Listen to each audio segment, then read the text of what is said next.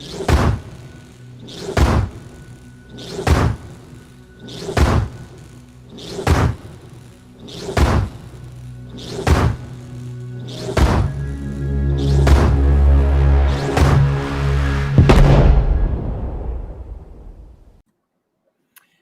we're back. My name is Demetrius Angelo. I'm the founder and executive producer of the Urban Action Showcase and Expo virtual experience. And I am very, very excited to bring you the MF Doom panel today. Ladies and gentlemen, welcome to the stream DJ Benhameen, Cy Shackleford, aka Shack House. What up? And we're going to talk about the phenomenon called MF Doom. First, shout out to Troy J Allen. Couldn't be here today, but we're very grateful for him for putting this panel together. Yes. Y'all see the mask, the iron mask right there. All caps. Yes, sir. Yes, sir. Mm-hmm. So let's jump this thing off with talking about his passing. What was your reaction to MF Doom's passing? And we'll start with you, Shaq. I was shocked, especially considering more details I learned from the source of information I got it from. They announced it on New Year's. We lost you. We lost your audio. No, sir. DJ, what about you? Yeah, while we get Shaq back. Yes, sir. I guess shocked is the best word. I don't know if it was shocked. It was such a year that when MF Doom passed, it just kind of added on to everything that had been going on, and it was just like, oh yeah. I still thought it was more. I think I kind of laughed more than I was even sad, because it was the fact that he did pass on Halloween and what we didn't find out till New Year's. So it was like, they still kept the mystery of MF Doom going. And I was more sad for a friend of mine from Howard is my brother Bid Ben. And Bid Ben is a good friend of Doom's. They've been friends for I'm not sure how long, forever and a day. So that was more, my thing was like, because I know people who knew him. And so that was, I was sad for them. Yes, sir. Shaq, Yep, you're back. Okay, I'm back. Okay, cool. As I was saying before, yeah, Halloween when he died, that like Benhameen, I was kind of laughing at that too, because the irony of him being in a what basically amounts to a Halloween mask, it added some dark humor to his death. But nonetheless, I was still kind of shocked by it. Now, before I get any further, let me bring everybody up to date. Let me share this video that Troy made, and I think that's going to really set the tone. Yeah, the whole mask thing, really, it don't matter what I look like. It don't matter what the artist look like. It's more what the artist sound like. So, you really was going off the sound of the record, straight skills.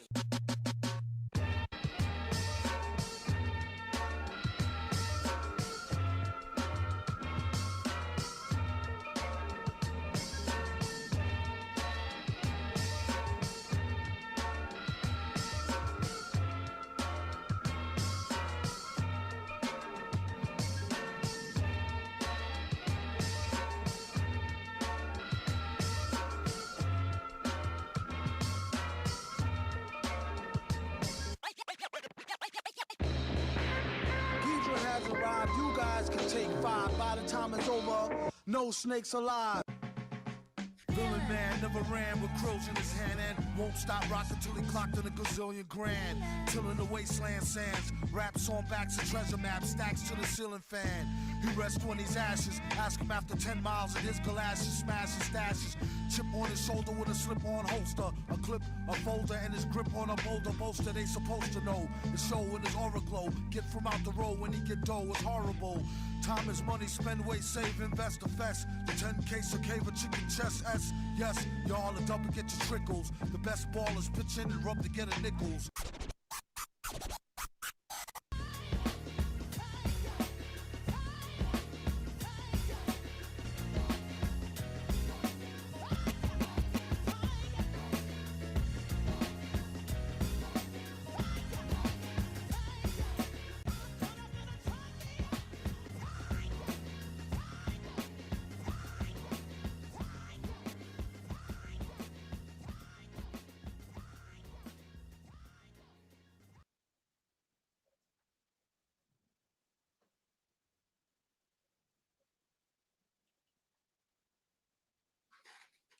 You I'm hear not you? hearing you. I'm Yeah, not hearing you either. That's my fault. there How we go. about now? Yeah. Yeah, we got you now. Okay. So what memories did that video bring back for you?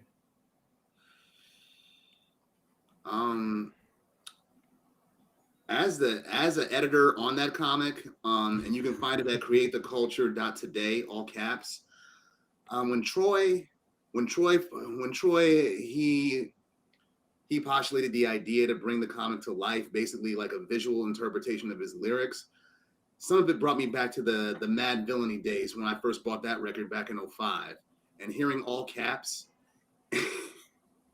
and just the cartoonish nature of the songs, but the lyrics of Doom accentuating it, it's just that's kind of what the comic brings me back to.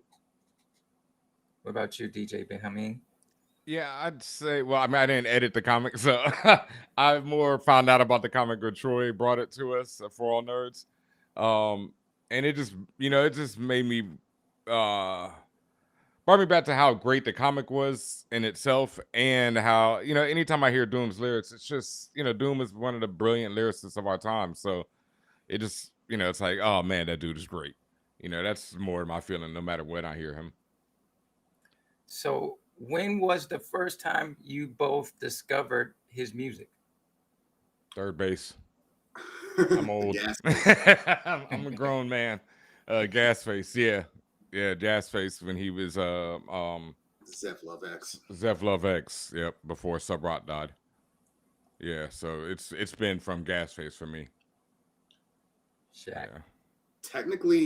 Technically, I did first hear him on the Gas Face, but as MF Doom himself, and I didn't make the connection that they were the same person until a few years later.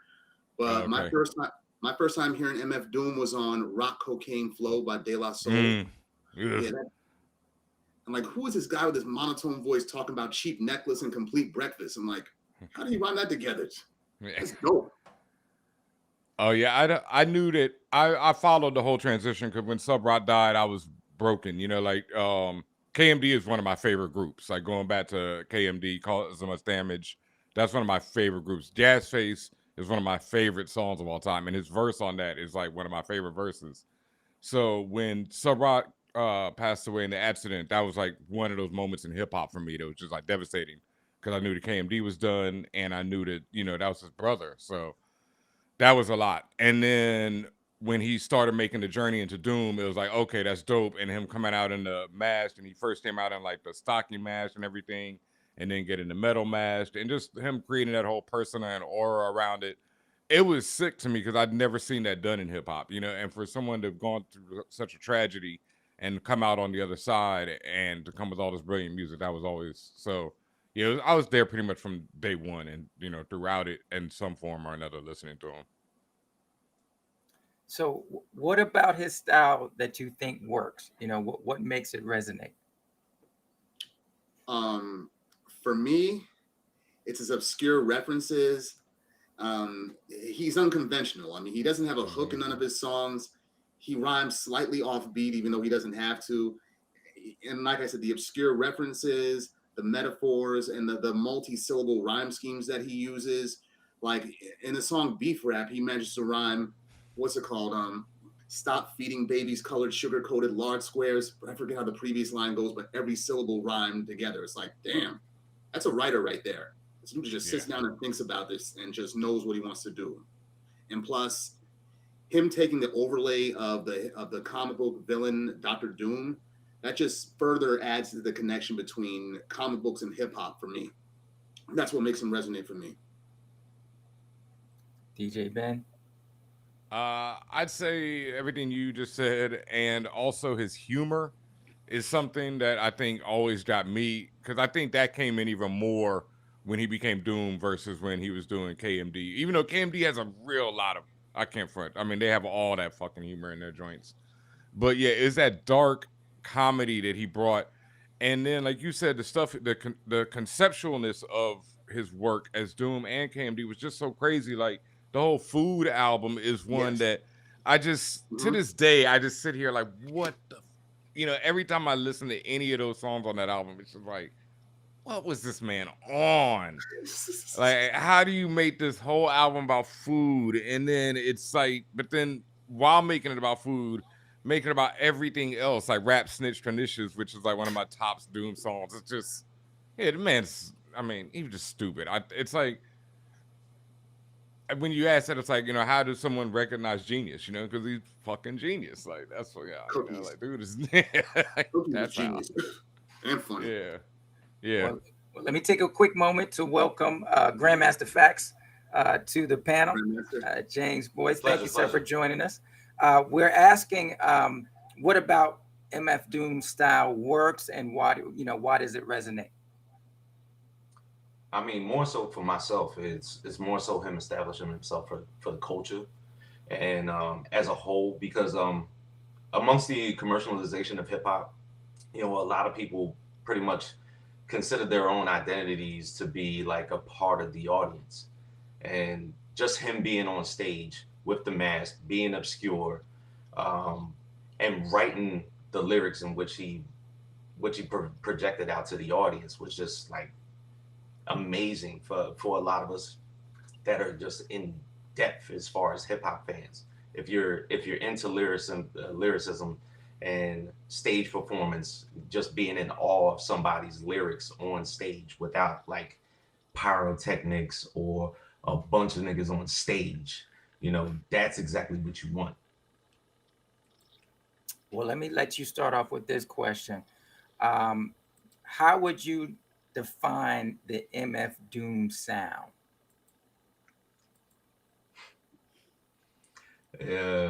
Let's just say I put it this way. I put it to a lot of people that like have a certain food that they may not have liked as a kid, but all of a sudden as an adult you enjoy the hell out of. I consider him the Brussels sprouts of hip hop. You know what I'm saying? Like something that I may not have touched looking at it, but as soon as I ate it for the first time, I want it every time now. You know what I'm saying? Like I can't put a Doom record down. Like when I was basically like getting into just buying hip hop records as a teenager, if you'd have put his record amongst all the ones that I was buying at that time, buying Mobb Deep, a lot of Wu-Tang records, and the Jiggy era when Puffy was getting inept, you would have looked at all those records and been like, what's this Doom album doing here? But as soon as you threw it on, you were like, this shit is way better than all of this. And I shouldn't even have listened to this, although I love it. You know what I'm saying? I want to listen to this more. I want to get more depth into it, and that's just the way it is. Shack House, you had a lot of reaction to what he was saying. Yeah. I had similar thoughts as well too, especially the Brussels sprouts comment, because I like Brussels sprouts growing up, and this right here. This is my first MF Doom record that I bought. I found this in FYE back in 2004 after hearing the verse on a Rock Cocaine Flow by De La Soul. Yeah, man, Doom, it's like this album right here, the whole food concept, like using food as metaphors for what's going on in hip hop or his life at the time. Like beef rap, talking about all the grudges that rappers have. Rap Snitch Pernicious, talking about rappers who tell on themselves. And Cookies. Cookies is the most brilliant track up on here with the Sesame Street sample and the double entendre about actual cookies like Chips Ahoy, Pepperidge Farm, using them as metaphors for internet porn and as a reference for the cookies that them porn sites put on your computers to track you. Who thinks of that? That's brilliant. Yeah. DJ Benhameen. Um, You a DJ, man. Let me hear you. You know what I'm saying? So it's definitely maybe a little bit more rooted in you as a maestro of sound. well, one thing I guess because I came into it differently, I don't really look at Doom as like, I think Doom is brilliant, but I also think Puffy and what he created is brilliant, and I also think that the Mobb Deep is brilliant. I don't really look at him as like some greater than the rest. I think Doom is one of the greats, but I think there's a lot of greats in hip hop, and it's not just about because they're jiggy or whatever. That's irrelevant to me. It's just dope shit. If you're dope, you're dope. But I think his sound, what attracts me to, especially when he was Doom and like the food shit, was like how he paired his samples together with like the drums and things, like the Anita Baker sample, and then he has these hard ass drums over it. It's so weird, but it's so dope. And then like I can't hear that Anita Baker song now without thinking of Doom. It's iconic in the way he did shit. And then, like you mentioned it earlier, the Dr. Doom samples, when he went back and got like those Fantastic Four samples from like the 1960s cartoon and brought that into the game, that was so ill. But like I said, that's the thing. It's hip hop is. I was on a discussion the other day, and people talk about how, I can't remember which rapper, but they're like, yeah, they brought comics into hip hop, and I'm like, dog, comics in hip hop go back to Sugar Hill Gang, to the very first song on Wax. That's something that's always been there. Like Ghostface was using those Iron Man samples from that same era that the Fantastic Four Dr. Doom samples come from. So it's always been there, and people have always done it. I just think Doom is one of the dope ones to do it. That's how I look at it. He dope as fucking hip hop. And I don't really look at him as being like greater than someone else or anything. I just think he's dope. Well, being that you put comics into it, I want to talk a little bit more about the comic. So Shack House, give us a little bit more information about the comic, how you guys came up with the concept, and what people will discover when they click that link that's in the chat now. All right. Well, it's at, again, createtheculture.today, and you can find the link for the comic there, the online visual. And how it got started was Troy. Yeah, Troy Jeffrey Allen, it was his brainchild. He's a bigger MF Doom fan than I am. And he approached me with the idea of creating a comic dedicated to Doom's life, right?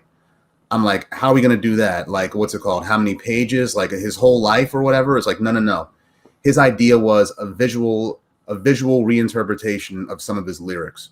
I'm like, okay. I'm like, he is pretty vivid. So there's plenty of material that you can delve into.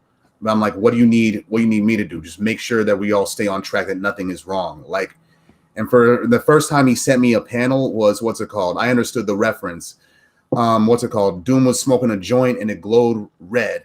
It's like, light the doobie, watch it glow like a ruby, after which they couldn't find the villain like Scooby. That's a lyric from his from the beef rap song he had on Food. And then when I saw what he was doing, he had more visuals from his lyrics, like from the Victor Vaughn record, the Three-Headed Monster, King Ghidorah, the Mad Villain, and the Danger Doom record that he did with Danger Mouse that was based around the cartoons from Adult Swim. Yeah. So yeah, that's how that came about. And it got a hell of a response too, man. When we released it during 420, I think it was. Yeah, all caps. Yeah, that's how that came about. Troy, it was his brainchild. He's a big MF Doom fan, and it wouldn't surprise me if he has all of the Mad Villain, all versions of the Mad Villain record in his house somewhere. Vinyl, tape, CD, whatever. Or a burn copy too.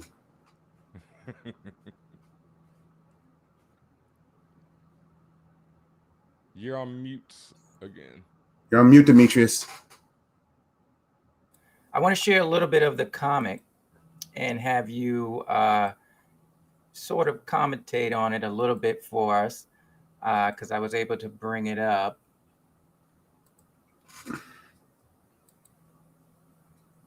All right, here we go. Okay, it's a cover. Yeah, all caps. Yeah. Here we go. All right, so is this page 1? That's page 1. Yeah. Basically, Doom. That's why he decided to don the mask. I mean, we saw interviews where they asked him why he wears a mask for. So it's not about what I look like underneath it. It's about, like he said, it ain't about me, enough about me. It's about the beats, not about the streets and who food he about to eat. Now, I'm not going to go through the whole thing, but I do want to do a few panels so people get a little taste of what's going on. Yeah, the years right here when he was finally coming about, and some of his affiliates, like the guy in the Professor X wheelchair right there. That's his man, Professor Grimm. And 1999, that's when he released his very first solo record. Doom released his first solo record, Operation Doomsday. And the next panel over, Doom with the three-headed monsters. That's from 2003, from his alias King Ghidorah, and the album was titled "Take Me to Your Leader." Nice. All right. So you guys, once again, it's in the chat. All right. So take advantage of it. I think I lost Grandmaster Faqs. Oh yeah, Real He'll quick. come back. he'll be back. Yeah, hope so. All right. So let's move on to your thoughts on the concert with the Doombots. What do you guys think about that? You take this. You take this. Benhameen, you got this. Yeah, I think it's the greatest thing ever. That, like I say, once again, I know, my man Ben is like his road manager, cohort, co-captain, whatever you want to call it. I'm not sure what his exact role was. And I remember getting on the phone with him one time, and I'm like, "Yo, what the fuck are y'all doing?" And he's like, "Yo, man, we over here training cats. We want to do 20 shows in one night in like 20 different countries." And so I was like, it's like it goes back to Dr. Doom having Doom bots, And I understand that people were mad about it, like if they went to see a show and it wasn't him, but you don't know it was him no matter what. He had a mask on, and he had these dudes sounding like him. And so I thought it was just genius. I think anything weird like that is great. And so I had, I just thought it was comedy. He laughs. I thought that was just unprofessional for me. See, I thought it was great. I mean, the Doombots concept is cool on the surface, but like, I came to see you, Doom. It's like, and if I know you got fake niggas on stage, Just like Rock the Bells 2008, when we were there for that, and Doom was on. He was on the lineup for that too. And then when De La Soul, when they came out and performed Rock Cocaine Flow, they kept teaching us with Doom's verse, right? And we kept thinking, is he gonna come? Is he gonna come on stage? Nothing. Not even a fucking Doombot. I once saw Public Enemy with no Flavor Flav, so it happens. Well, since we're talking about the concert, when was the first time you saw him live? I don't think I ever did. Oh, you didn't? Okay. Never. Unless you count the live performance he did on Carson Daly for Rock Cocaine Flow back then. But that was just that was on screen. Yeah. Yeah. I don't think I ever did. Because I never got to see KMD either, so no. Yeah, no. All right, so let's talk about your favorite. You talked a lot about the Food album, but what's your favorite song?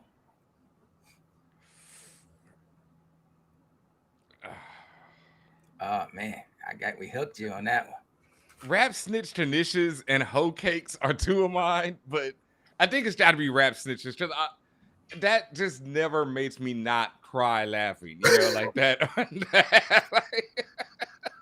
Tell yourself. No, like, do you see the perpetrator? Yeah, he's right here. Fuck around. It's like, yo. Be in the court and be their own star witness. And then it comes so true so many times now. So it's just like, yo, this guy.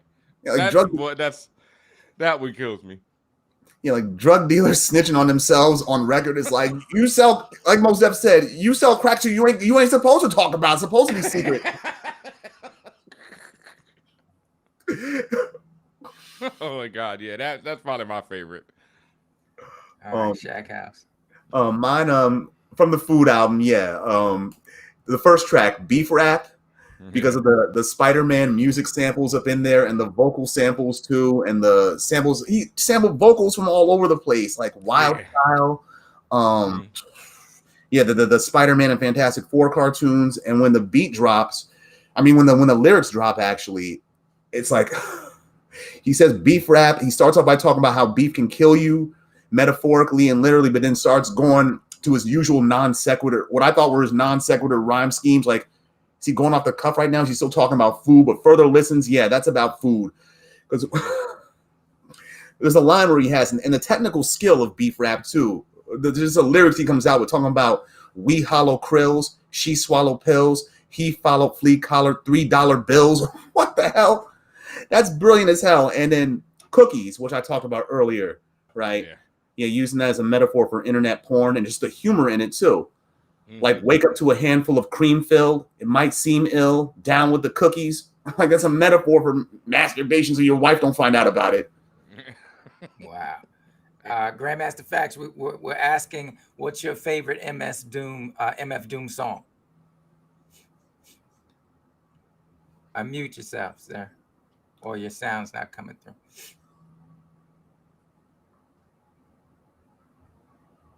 Still nothing. No sound. No Nice. sound, Grandmaster. Try to go in and come back. All right. So while he's coming back in, one of the well, let me bring him back in real quick. Let's see. You back? No. Nothing. No, not yet. Nothing. So while we wait for the Grandmaster Faqs, this one of the people in the chat, they said you guys talking about one of his favorite hip hop variants, Marvel. He said Marvel did 6 years ago on the Mighty Thor covered based on the Mad Villainy album cover. Can you guys comment on that? Yeah, this right here. There it is.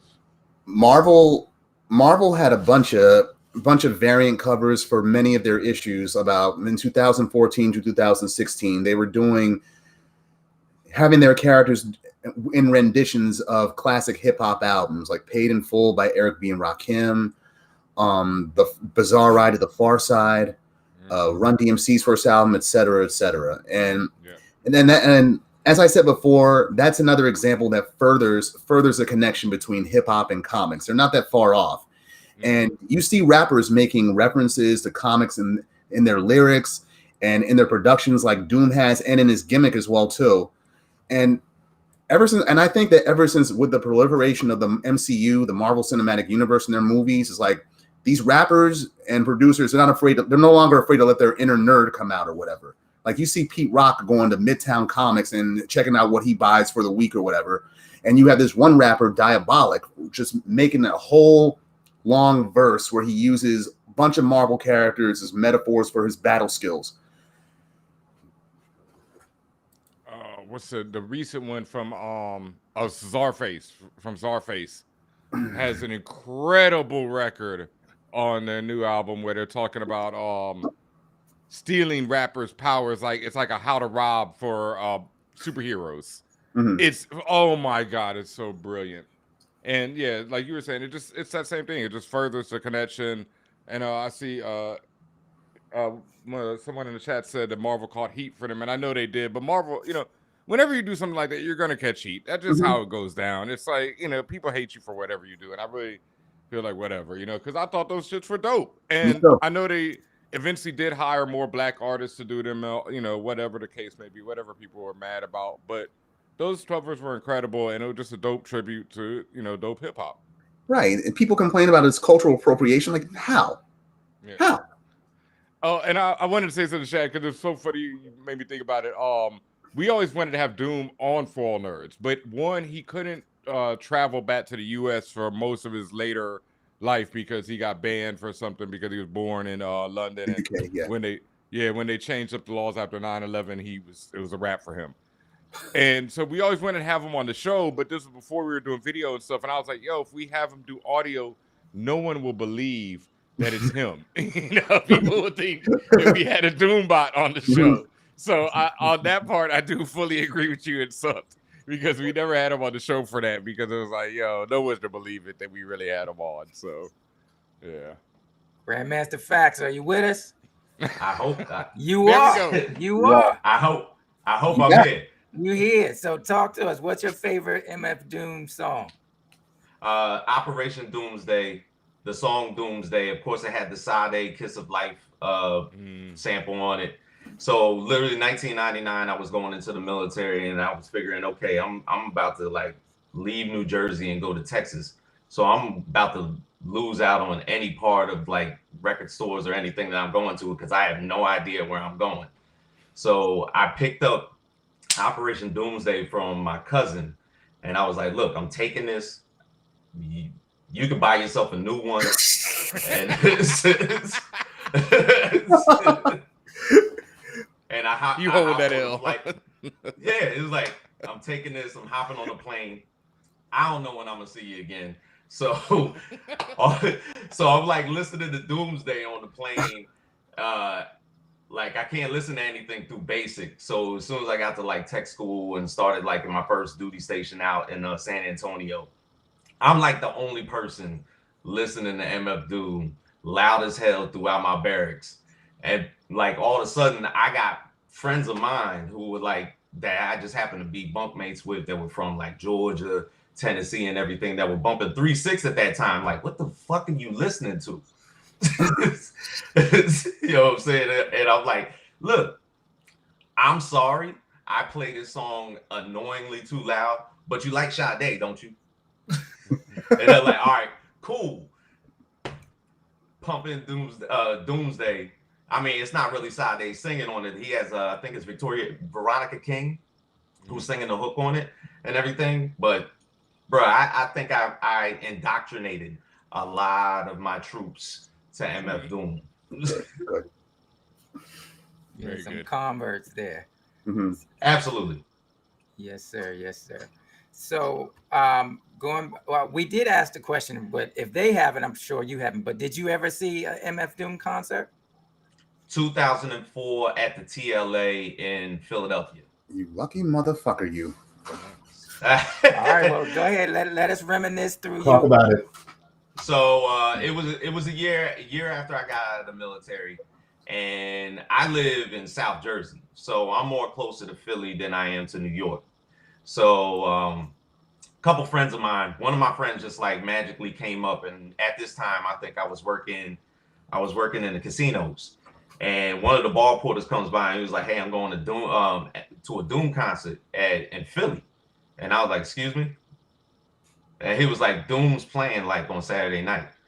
And no, it's the casinos. We work during the weekend and everything like that. I called out, took that drive. We got there like maybe like 4 hours early. Bro, I was like, we had heard about Doombot. So we was like, are we gonna see Doom? Because when you go to a Doom concert, it's kind of like the places that you go to outside of the venue. Everybody's talking. They talk about stories where, oh, I was talking to this dude at the bar and it turned out to be Doom the entire time. You know, like those type of conversations and everything like that. So we get in there. I think at this point in time, Rap Snitches had just came out. So to talk about the like almost like the knock on the commercialization of hip hop and everything like that, you know what I'm saying? That the vibe was excellent. Everybody in there was like basically hardcore Doom fans. So from the collaborations and the record play, I think we got maybe around like 12 tracks. One of the greatest nights of my life. I'll say it. Yes, sir. Dope. Yes, sir. Real quick, before we have to close, you guys mentioned a lot of intersectionality between comics and culture. As we know, the X-Men, right, are really about our heroes. And then you talked about how Marvel did some tribute covers and so forth. So what is your take when it comes to these, mainstream publishers and culture and our culture, and maybe not giving the credit that should be due to us, where these stories come from and so forth? What's your take on? I don't know. I think it's a double-edged sword there, because I think that mainstream publishers don't give credit to anything. Like they you're work for hire in most cases, and you're not really getting your credit or your remuneration if you create anything at a mainstream publisher. So I think that's just part and parcel for what they do. I don't think it has anything especially to do with like, oh, we're gonna do this just to hip hop. They do it to whatever. Like that's just how they do. Mm-hmm. Yeah, but like they, put you on a big level, so you got it comes with it. Like this, yeah, like this year in comics, they were planning to incorporate all the new like gender pronouns and whatnot into their books through two characters called Snowflake and Sensei, right? Yeah, they were going to be part of the New Warriors series, but like because of the political climate and whatnot, and because of other issues, those characters thankfully never appeared anywhere. Snowflake is supposed to be non-binary and Sense Space. It's like their whole characters. I'm like, I'm not sure if Marvel is actually just parodying what's going on out there, or if they're just trying to be inclusive but clumsy about it. They did that with that who was writing I can't remember, they were writing Captain America, and when it was Falcon as Captain America, and they had this issue where he fought these dudes who everything they said was like a catchphrase, you know, like Black Lives Matter, you know, things like that as he fought them, and it was terrible, and I couldn't tell where the writer was trying to come from. It felt like they were coming from the old man, get off my lawn with all that type talk, you know. It was terrible. Grandmaster. Yeah, it's almost like I'm not sure where the approach is coming from nowadays. I mean, more and more we're seeing a lot of POC writers and creators being added to a lot of major labels, but the thing is, like, we're seeing a lot more heavy-handed notoriety and storytelling through a lot of our indie works that are basically out right now, and to see a lot of lines and a lot of creators that are able to interject themselves. Like, I look at like Stephanie Williams recently, who had the Nubia line, the indie Nubia line, before she did her work with DC. And it's like, that was her way of pushing her way into the door, is to create this own Nubia in her image. And then DC was like, oh, let's put you on to a Nubia comic and reintroduce her to the audience and everything. It's almost like that whole story of Ryan Reynolds putting out that test footage for Deadpool without anybody's acknowledgement, because nobody would do Deadpool. But as soon as the test footage was leaked, it was like, oh, okay, you actually have a good idea for Deadpool. Let's do the movie. So it's like you almost have to like backhand the way of storytelling to get people's attention in order to interject yourself with a lot of these main lines, because they're not going to see it right away. And that's just like Doom. Like, you know, like he had to backhand his way back into the industry because people were not messing with him after KMD fell apart and after all the very stuff true. they had to go down with the Black Bastards album. So the man lived his homeless. brother dying, and everything, all the struggles he was going through. So that was, you know, he put out his own shit and then became iconic, and like really kind of helped recreate, or I mean, I won't say that because it's always been part of hip hop, but the independent spirit was something that I think East Coast might have lacked. There we go. New Yorkers have severely lacked the idea of putting out your own records for a long time. And I think Doom was one of the people who brought that back. Absolutely correct. Yeah, we had Duck Down at the time, but like, yeah, they had. But they were still with a major. It wasn't like, you know, like Too Short selling out the trunk, you know, and shit like that. How, you know, how people just did it. The South and the West Coast have always been that way. It pretty much like the Bay Area and down south were pretty much like acknowledgement of how the indie game was basically going to flourish, but the East Coast just never picked up on that. Look at No Limit. Yeah, they were indies. Master P was selling mixtapes out of the trunk of his car before they blew up.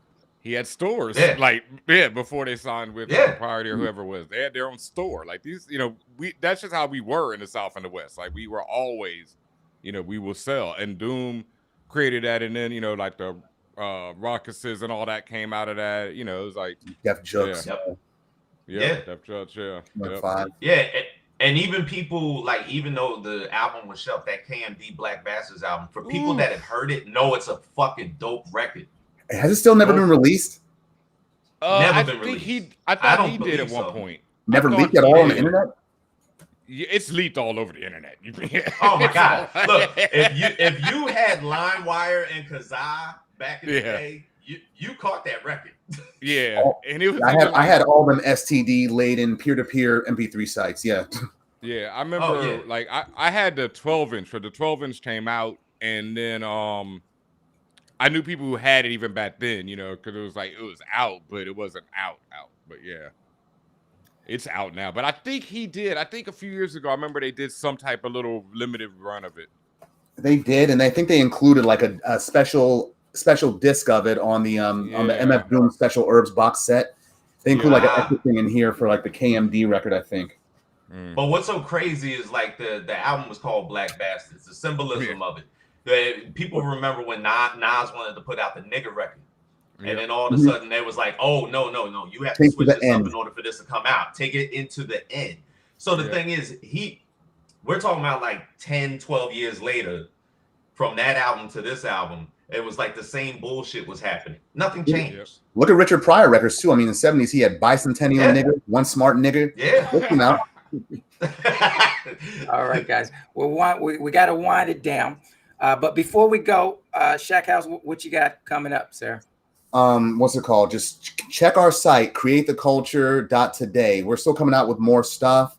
And I write for rapreviews.com, so check me out there. I stay giving my commentary on all the rap records, indie and otherwise, and mainstream, etc. So be looking forward. DJ Benhameen. Definitely follow me on Twitter and on Instagram at DJ Benhameen, as well as For All Nerds. And I got a lot of stuff coming up, but yeah, just follow me on social right now because some of it I can't announce. As far as For All Nerds, we will be returning this week and we'll be reviewing Hawkeye next week. Grandmaster Faqs. Still working on the Faqs Project podcast once a week, doing my Eternals review. Also writing a 11-page anthology with Concrete Comics, as far as like they're doing an anthology of all of their characters and bringing forth a lot of new characters. So writing that coming soon next year. Nice. All right. Okay. Well, One more thing. What's it called? Shaq's House. That's my YouTube channel. And next month we're coming out with a podcast. Me and my friend called the 301 Colored Commentators. Check that out. Absolutely. Well, once again, let me shout out Troy Jeffrey Allen. Thank you, sir, for putting this whole panel together. Shaq House, DJ Benhameen, Grandmaster Faqs. Thank you guys for your time. Thank you for your vision and for your story and for what you're doing for the community as a whole. You guys can follow them exactly where they said. You can always replay this, but we'll put it in the chat as well. But coming up next at 1 p.m., we have the JFH Action Scene Competition. So you guys come on back and check us out there. And then after that, coming up tonight at 10 p.m., y'all don't want to miss 50th anniversary of Fist of Fury, Bruce Lee in the house. We're going to come back again because everybody knows Kung Fu and comics and hip hop, man. We're going to come back again and talk about that. All right? Yes, sir. Yeah, thank you, Demetrius, man. Yeah, thank you, Also, Demetrius. Thank you, sir. You're Thank welcome. you. Yeah. Until then, y'all, everybody stay safe. Peace. All right.